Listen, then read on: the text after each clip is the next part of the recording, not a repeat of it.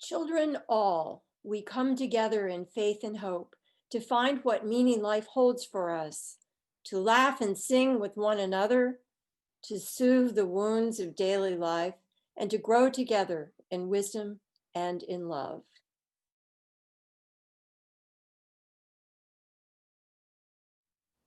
Hello, UU family. I'm going to sing a song with you called Shine on Me. It's an amazing spiritual that anybody can sing.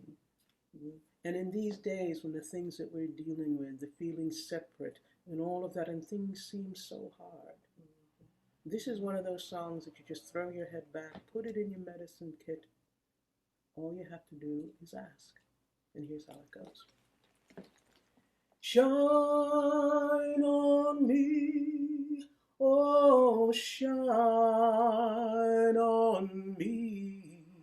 Let the light from the lighthouse shine on me, oh shine on me, yes, shine on me.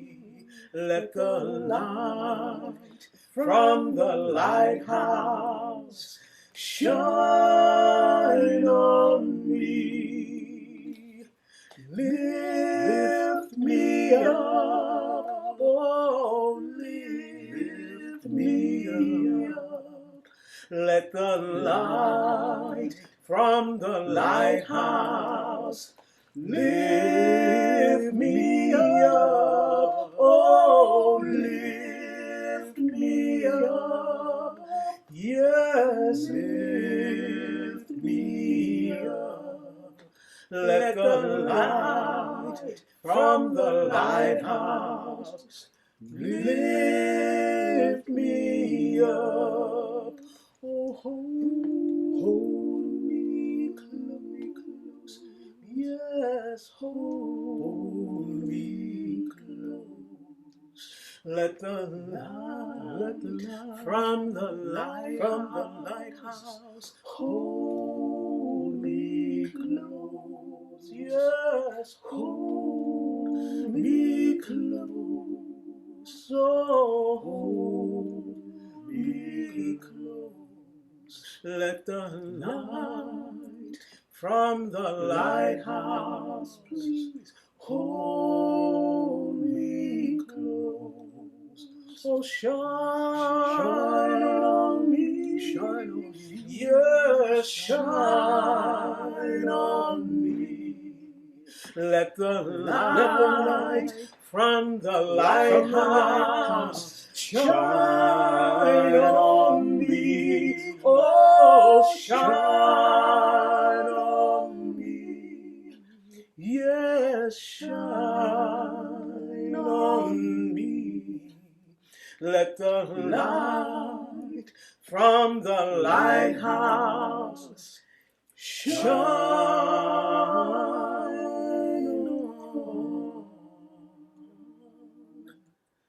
me.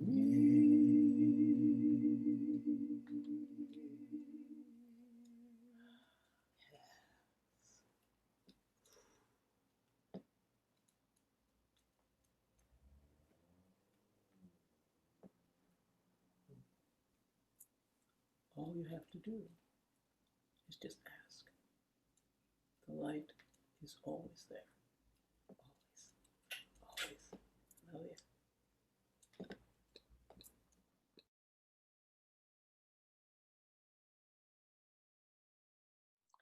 Good morning, and welcome to the Unitarian Universalists of Central Delaware. My name is Sheryl Winsby, and I'm one of the founding members of this community, as well as a current member of the Worship and Social and Environmental Justice Committees. I'm honored to welcome you to this service of worship. I want to give a special welcome to our guest minister for the day, Reverend Karen Foster.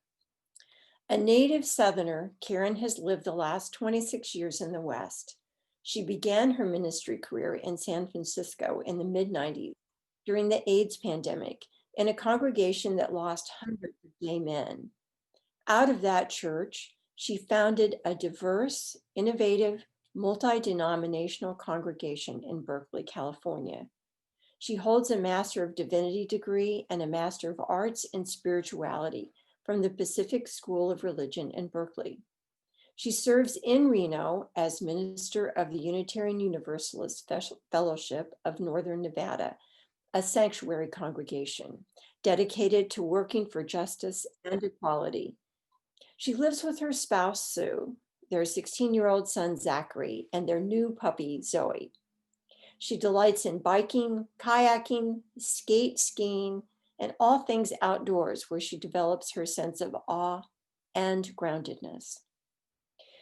Especially in this time of extended time of social and physical distancing, it is important that we connect with and support one another. And that building of community is a vital part of the mission of UUCD. In addition to worship, you can connect with us virtually each week on Tuesday nights at 7 p.m. for our time of community check-in.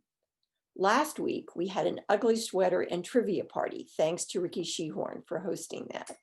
And most weeks, we have a mix of informal sharing along with some games.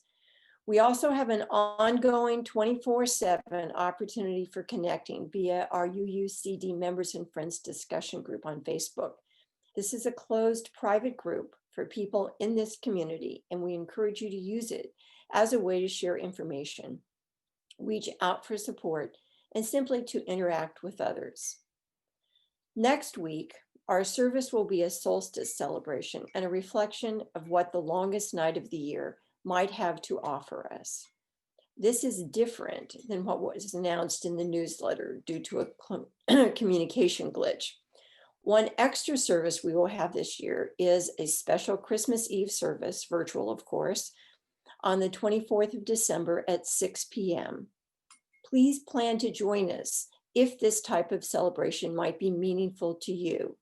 We realize that people in our community come from many traditions and hold diverse religious beliefs. Our hope is to offer as broad an invitation as we can to the diverse holiday celebrations that we'll have in the next several weeks. Today, we have our monthly Social and Environmental Justice Committee meeting after this service at 12. We hope to have a discussion about where our charitable monthly donations will go for the next year. All who are interested are welcome to attend. Now, as we move further into worship, I invite you to relax. Move into your most comfortable position. Breathe deeply and hear these words of sincere welcome.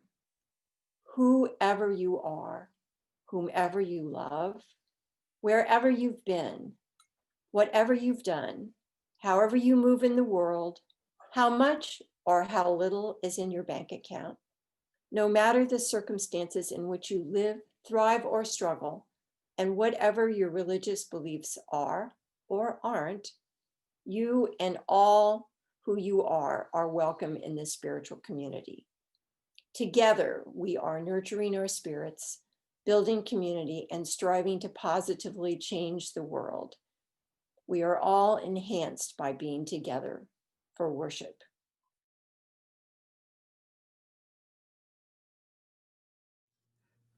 Symbolically.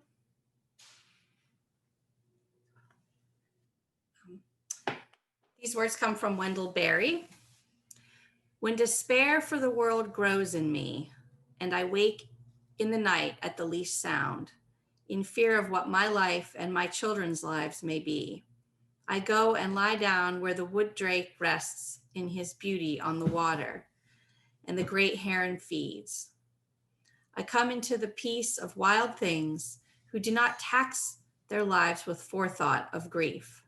I come into the presence of still water, and I feel above me the day-blind stars waiting with their light for a time.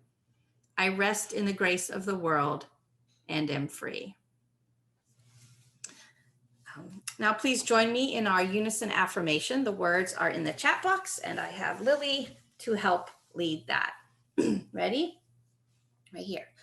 Love is the spirit of this church, and service its law. This is our great covenant to dwell together in peace, to seek the truth in love, and to help one another.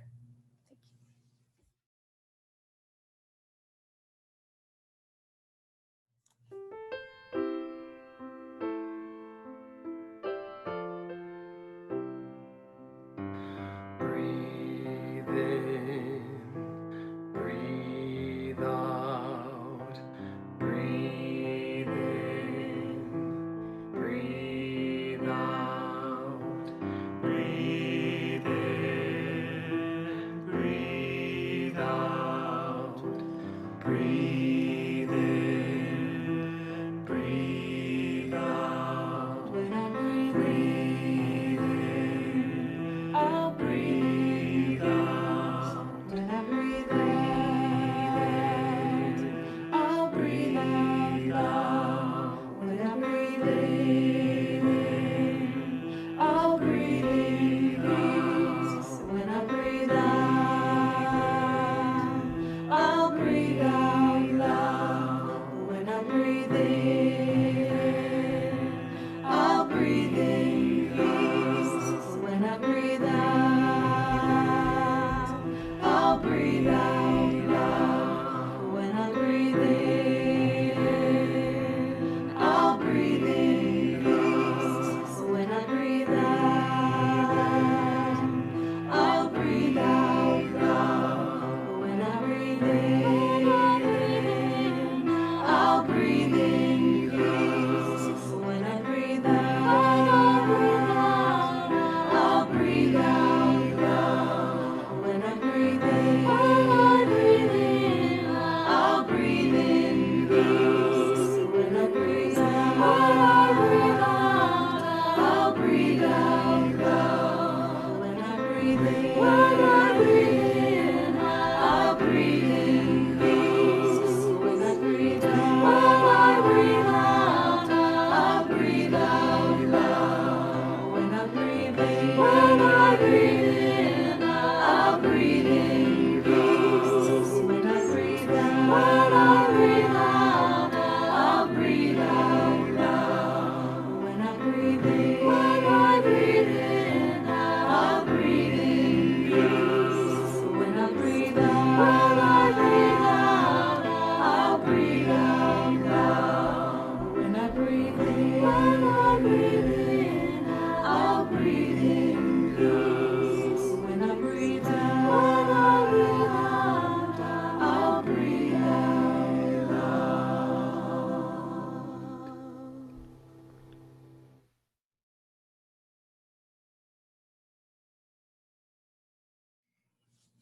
All right, am I unmuted? All right, Allison, she just snuck away from me.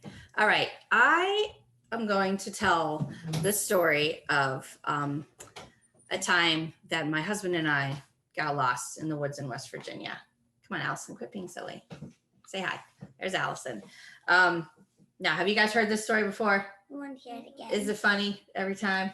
All right. So I grew up in West Virginia, and it was really the first time I had taken my husband there. Well, at the time, he was just my boyfriend, right? And I was very excited to show him some of the best that West Virginia had to offer. And I said, we are going to go on a hike, and we're going to go find Dolly Sods, which is a wilderness area. And I had been there before. It wasn't that it was really new to me, but I hadn't been there for a really long time. So the very first photo that we took, and this is actually the only photo because this was quite a long time ago. This was about 15, 16, 17 years ago. The first thing I said is, we have to, oh yes, Ricky is right. It is West by God, Virginia. This is a photo of me very excited and happy because we were picking blueberries. My main goal for that was to go to pick fresh wild blueberries and back in our cabin that we were staying in to make blueberry muffins. And so we set out on some of the trails that are very easy to follow. And here's another lovely shot. We were seeing, creeks like this. Now, we did have a map, and we had a compass. But the thing to know about this area is it is designated federal wilderness. And so by requirement, there really are not signs marking the trails. They use the piles of rocks called cairns. I'm actually not sure how you say that. Oh yeah, there's a picture in there. And we were making our way along and looking at the map, and we would come to a fork maybe, and we were looking ahead, and all of a sudden we started to feel like, did we miss a turn? And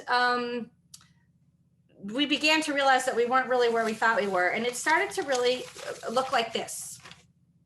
So it was thick rhododendron mountain laurel, and we were literally climbing over top of it and through it, and here we are. We barely know each other really in the big picture, and his shirt's getting torn as we're climbing, and he said, at one point he said, oh my gosh, I really feel like it was not getting really late, but it was, getting to the point where we wanted to go back to our nice cabin that we had paid for.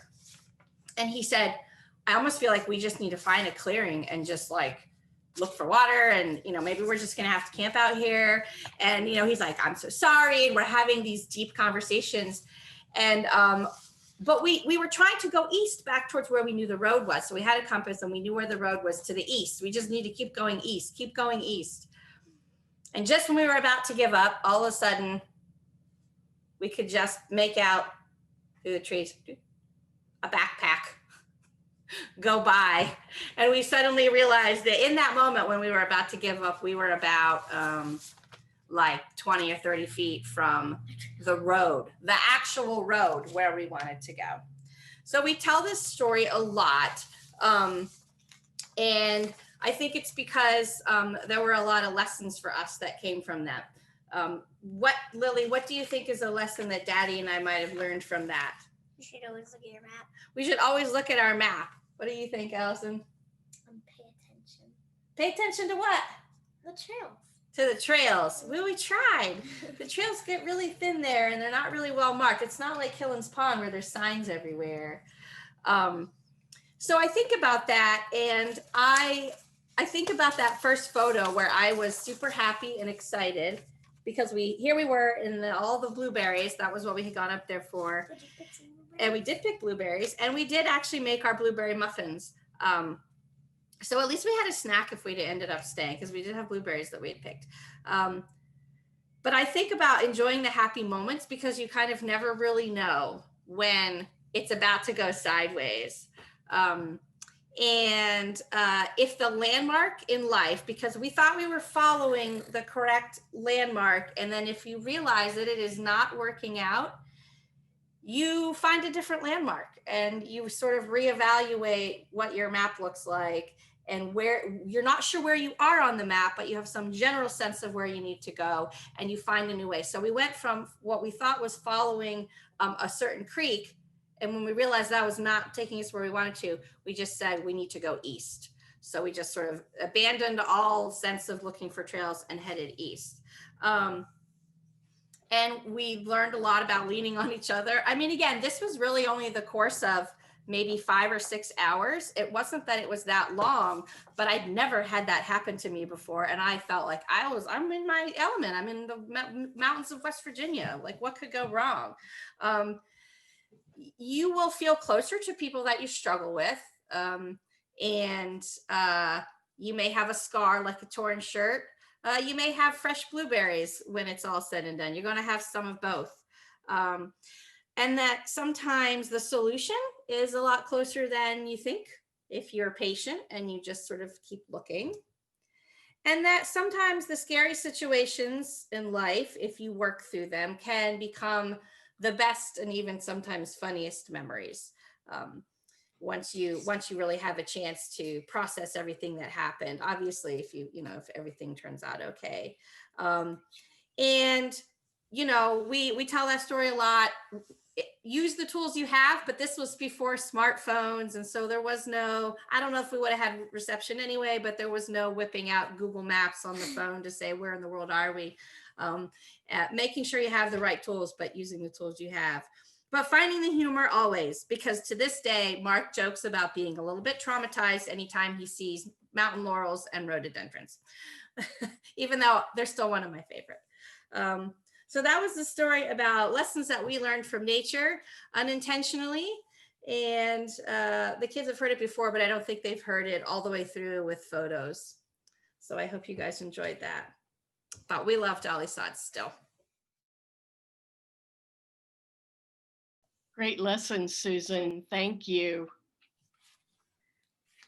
Good morning, good morning, good morning. I am Reverend Karen Foster, and I bring you greetings this morning from Reno, Nevada, where it is just starting to become light this morning. Here in Reno, we're in a mountain desert region at about probably 4,500 feet right here. Most of Reno, Washoe County, ranges from 4,000 to 5,000 feet. It's a beautiful area. And so I bring you greetings. And I wanted you to know also that Karma and I have known each other for many, many years. I think the world of her and admire her. And I'm just delighted to join you today in the place where Karma is serving at this time. I wanted to take just a moment and tell you a little bit about the Unitarian Universalist Fellowship of Northern Nevada. I'm sitting here in my office right now, and like you and like just about everyone, we took our services online in March and have been doing everything online since that time. And I guess one of the things that I'm most proud of our congregation at this time is that for several years, we have had a ministry of feeding hungry neighbors on Wednesday evenings. This is our larger building, our worship building. You can see our labyrinth outside of that. We have been feeding our hungry neighbors on Wednesday evenings at a downtown location. And once COVID hit, the group did not want to stop feeding them, but wanted to figure out how to do it safely. So they went from having a hot food line where they served the plates and handed them to people, and they thought and they adapted. And so to the point that now, and for several months, we have a table where volunteers set a to-go meal, and then they step back, and then the person's receiving the meals come forward. They take the meals, everyone is masked and distance. And so we continue to feed our hungry neighbors on Wednesday evenings. We're also trying to figure out if, since our building is closed, if we might be able to house a transitional homeless family in our building. We are a sanctuary congregation. We have housed some immigrant folks in the past. We don't have anyone with us right now. That's the front door of our worship building.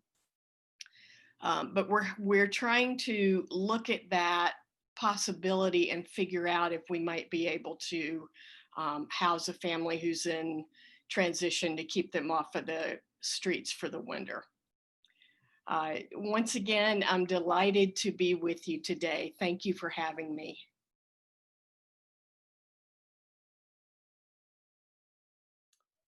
It's our time. Oops.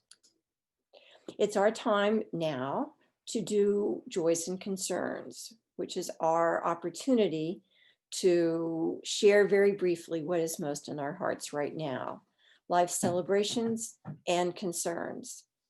As you do so, we invite you to light a candle in your own space. Through the action of sharing and kindling the flame, we give energy to our best thoughts, meditations, sympathies, celebrations, and prayers. We hold these as sacred in our collective hearts. I think you all know that this is the time where we usually switch to gallery view, and that you watch the microphone icon to see if someone is unmuted and is going to speak, so that we don't speak at the same time, but that could still happen. After you have finished sharing, please mute your mic.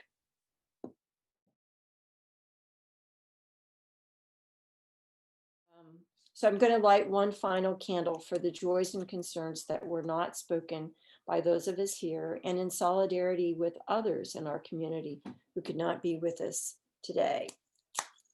Hopefully.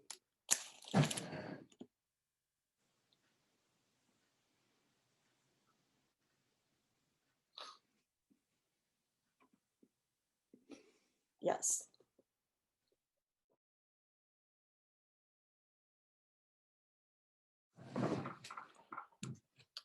A central part of our worship, in person and online, is the opportunity we all have to practice the art of generosity and the spiritual practice of gratitude.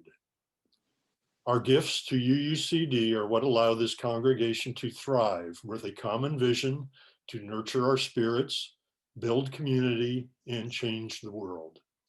We are grateful to you for the many ways you support our community, including your financial pledges and offerings. Your gifts matter, and it's one of the ways that you make this world a better place. Every part of the ministry of UUCD, from the worship that grounds us in our values, to the community gatherings that connect us, to our children's education, to our social justice outreach and actions, are supported by your gifts. Thank you for your passion and your generosity. For those who are making pledges or want to contribute to this community, you may continue to write checks and mail them to us, or you can give online. There are instructions to do both of these things on our website at uucd.org.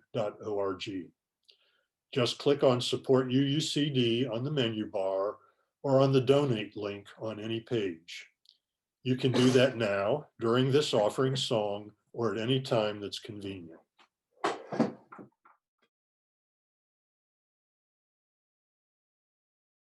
Breathe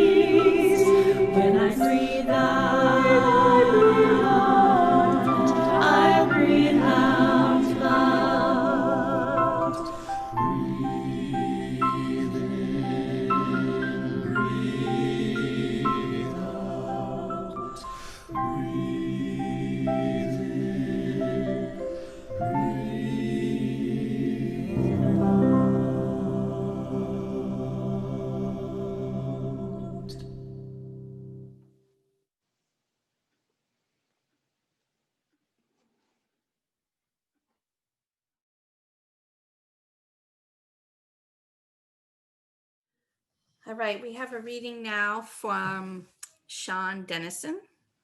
My life is my own. My life is my own. I will be well. I trust myself. I belong in this story. I am steadfast and true. I keep covenant with my own heart. I take care of my body and spirit. I hold on with courage. I savor my safety and wholeness. I have absolute right of refusal. I will treasure my wholeness. I will create beauty and goodness. I will continue to grow and thrive. My life is mine, and I will love it and me.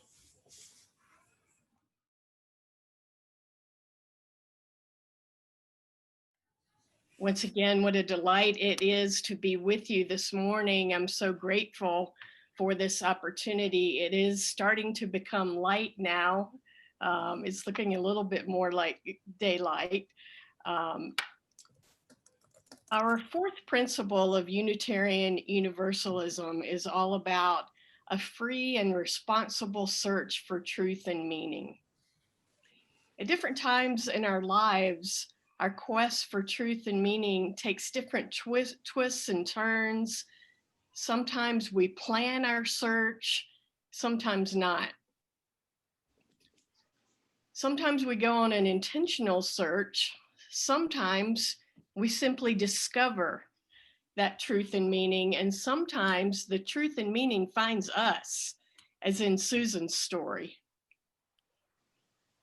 A few years ago, I had an amazing opportunity to climb Mount Kilimanjaro, the highest point in Africa, and the tallest freestanding mountain in the world at 19,300 feet. I want to share a little bit about that today with you and some lessons I learned, as I think that figures prominently in my own search for truth and meaning. I want to share with you mostly about the last part of the journey, the last 3,000 feet of the ascent from 16,000 to 19,000 feet. This is after nearly a week of acclimatizing and hiking and camping to get to the base of Mount Kilimanjaro and then starting up. When you summit Kilimanjaro, after several days of acclimatizing, you do so at night under the cover of darkness. And you start out at midnight, and there are a couple of reasons for doing it overnight. It is said by the locals in that area that if you were able to see what you were climbing, you wouldn't do it.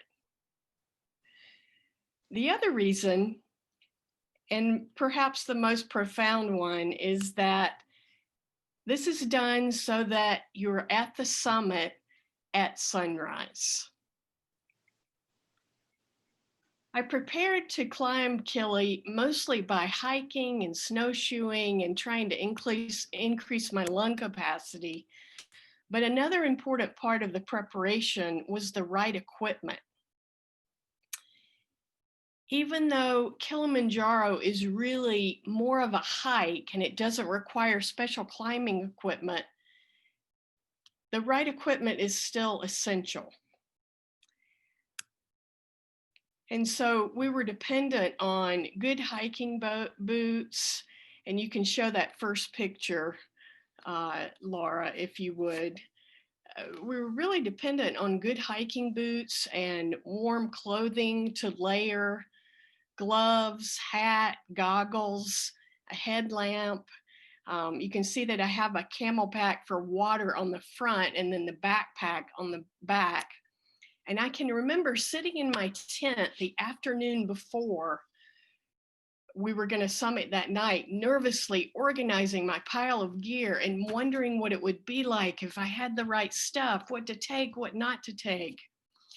And I just remember being nervous and kind of agonizing about that. And when I think about that now, and I think about all the preparation that went into that, one of the things I think about now sometimes is, you know, when we went into COVID, we didn't get a few weeks or a few months to say, hey, if this happened, if I was going to have this experience, what would I need? What would I want? How could I take care of myself in that? We were just plunged into this very challenging situation without much warning. And so what I want to suggest to us today is that we can pause and do that now. You know, we're going to be here a while longer, as was just mentioned a few moments ago, and you can stop and take the time and effort to prepare now and ask for what you need, ask for help, and we can be together in it. I want you to hear this, that you are worthy to stop. Just stop and care for yourself, breathe, connect, give yourself some nurture in whatever way you need, and ask, what do I really need for this journey? It's never too late to ask that question. You know, we can tune in to what are the most important parts of our support system. Through several days of hiking, one of the most important supports was our feet. It was critically important that every step of the way, literally, we take care of our feet. And one of my buddies on the hike taught me that whenever we got that very first tingle of a blister, we were to stop and sit down, take off our hiking boots and socks, and treat and cover that area. Because if we didn't stop right then, it would become so painful later that it would stop us and it would become as an injury. So it's important that we stop and take care of the things that we need to take care of and to assess what it is that we need. The second thing that I learned on my journey up Kilimanjaro is how profound it can be to connect deeply with a sense of awe. You know, on that journey, hiking up Kilimanjaro, we hiked several days through 5 different ecosystems. We hiked first through cultivated land, and then rainforest, and then heath, and then moorland, finally alpine desert, and then the Arctic summit. Starting out wearing shorts and t-shirts and progressively adding more layers every day until finally we had on winter clothing by the end. I was awed by our porters. While we would sometimes struggle and need help stepping up a steep rocky step, our porters, they're called porters in that part of the world and not Sherpas. Our porters would skip up the mountain like mountain goats with a 50-pound rucksack leaning against the back of their necks, their hands in their pockets, not even using their hands. We were each assigned a porter for that journey, and the one partnered with me had the name, interestingly enough, of Baraka. You know, there was nothing more awe-inspiring than that beautiful sunrise at the summit, at the highest point of Africa. I will never forget it. It brought tears of elation. I think it's important right now in these days to find some ways of connecting with awe on this journey we're on right now. Whether it's outside hiking in the starkness of winter, whether it's being inside, looking outside, or looking at a plant, or even just looking at our own hands. Maybe looking at the stars at night. It is important to find some ways to be awed, to connect with awe, to allow it to grow within us until it can create a sense of gratitude, knowing that we are held in love. The third lesson that I learned from my Kilimanjaro experience is that of pole pole. Pole pole is a Swahili phrase that means slowly, slowly.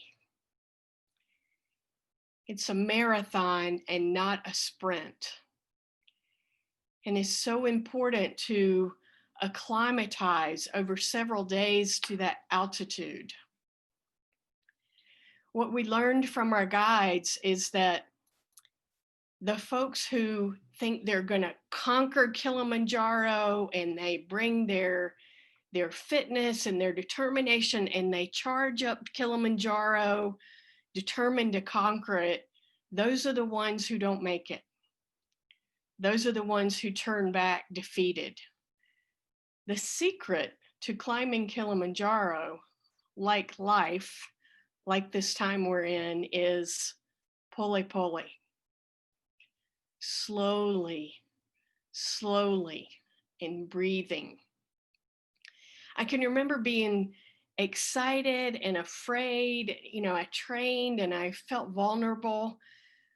But really what it comes down to is that some people are susceptible to altitude sickness and some are not. It's not so much a matter of training as it is genetics. And I have asthma, and I had an agreement with my beloved spouse that I would not be heroic in my attempt to summit, that if I had any issues, I would turn back. And so I wondered, would I make it? Would I be able to do it? Pole pole. What that looked like the whole night of climbing the steep summit was like this. Step, breathe.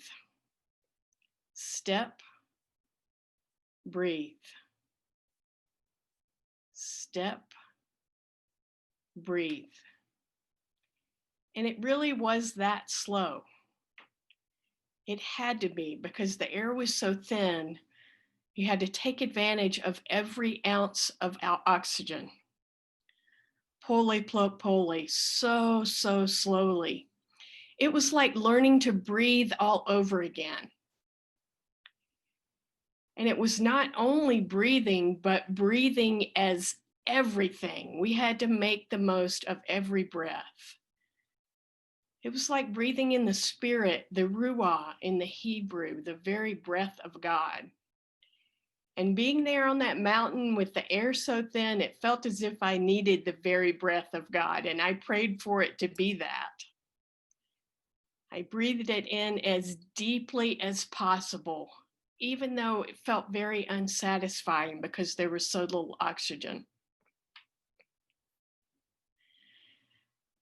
Well, it's hard to describe that feeling after all night of hiking up a steep, rocky face and seeing that last 100 yards, then that last 100 feet, and then reaching the summit. It was exhilarating and such a celebration when our whole team, the whole group of women that had traveled together, made it to the top. And Laura, you can show that other picture now if you'd like. When you reach the top, there's this large sign, maybe you can see it. It says, "Congratulations, you have reached Uhuru Peak, the highest point in Africa, in Tanzania."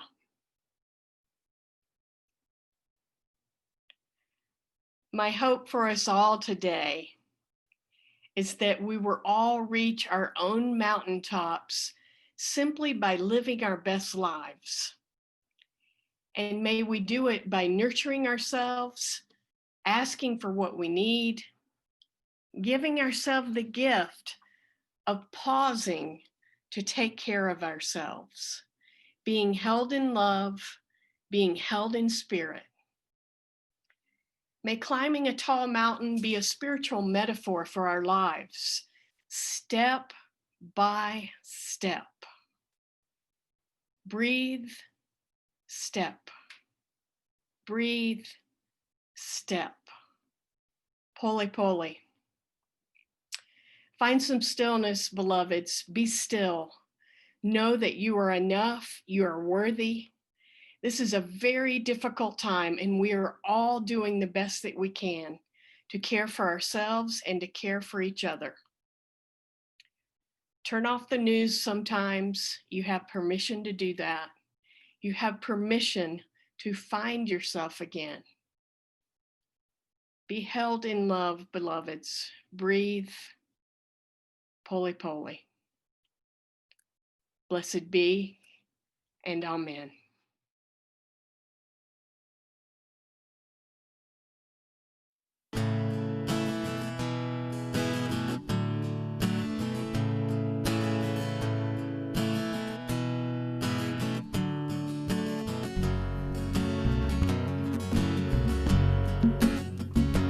I said, Julian, you are holy, you are holding my hand. And Julian, you are holy, you are holding my hand. She said, all will be well, all will be well, all manner of things will be well.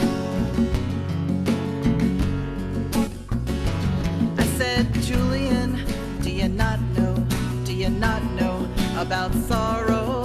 And Julian, do you not know about pain? And I said, Julian, do you not know about hunger? And Julian, do you not know about shame? But she said, all will be well, all will be well, all manner of things will be well.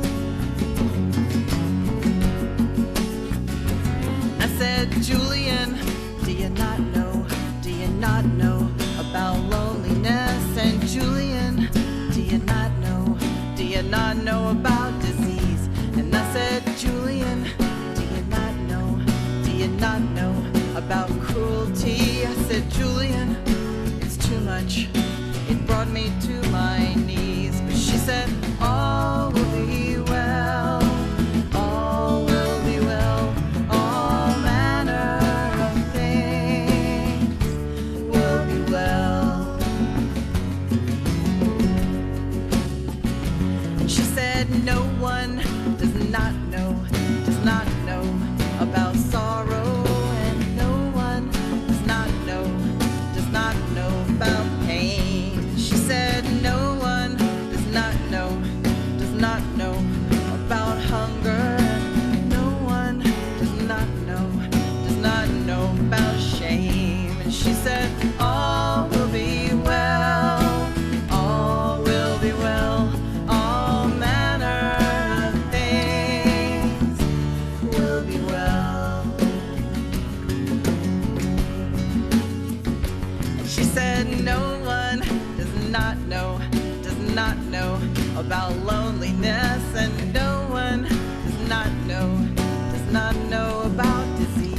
And she said, no one does not know about cruelty. She said, I know, it's too much, it brought me to my knees, where I heard, all will be well, all will be well, all manner of things will be well. I said, Julian, you are holy, you are holding my hand. And Julian, you are holy, you are holding my hand. She said, all will be well, all will be well, all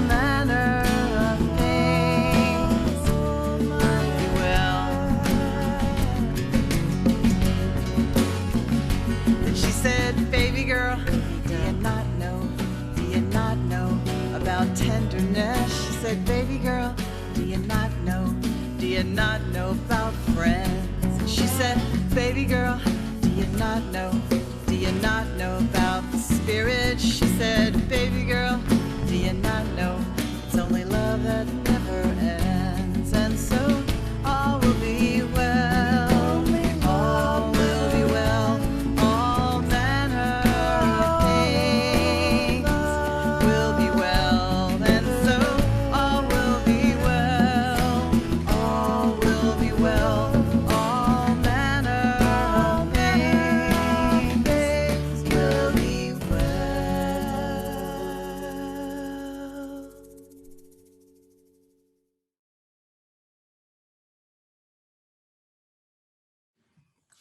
At this time, we will be extinguishing the flame. There should, I believe it's in the chat, the words.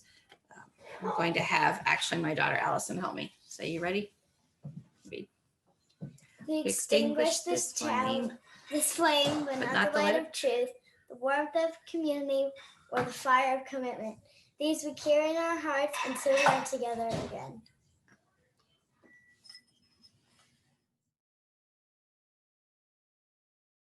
When we climb to the highest heights we imagine, when we pursue dreams that are bigger than we are, when we seek possibilities beyond ourselves, when we understand that we are all connected and we can do things together that we could never do alone, we do so one tiny step at a time and one intentional breath at a time. Poli poli. Our virtual worship has ended. Thank you so much, Reverend Karen. I think everybody really got a lot out of this service. But our connection to one another and the earth endures. May peace be with all of you until we meet again.